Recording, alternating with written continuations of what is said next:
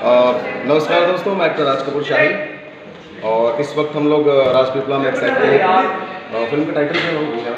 प्रेम धागा। हाँ, फिल्म का टाइटल है प्रेम धागा और बहुत ही अच्छा कॉन्सेप्ट है और बहुत ही अच्छी फिल्म बन रही है और सभी लोग काफ़ी मेहनत से काम कर रहे हैं। और एक चीज़ मैं पर्पसली बोलना चाहूँगा कि अभी तक तो मैंने बहुत मेकअप आर्टिस्ट के साथ काम किया है, सभी मुझे ज़्यादातर अच्छे मिले हैं, लेकिन ये इतना छोटी उम्र का है और इतना कदम छोटा है कि मैं सोच नहीं सकता था कि इतना अच्छा मेकअप करे। लेकिन जब इसने किया तो मुझे लगा यार कि ये वो क्या बोलते हैं, कौन सा धमाका क्या बोलते हैं ना, वो छोटा पैकेट बड़ा धमाका है, तो ये वो है।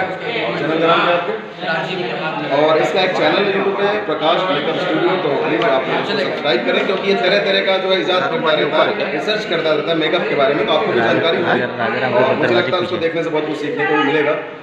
और इसको अपना आशीर्वाद दीजिए और मेरी दुआएं हैं कि ये बहुत तरक्की करे, बहुत आगे जाए, बहुत पैसा कमाए और इस पर इतना काम हो कि इसके पास खाने का समय पैसा हो जाए। Thank you so much.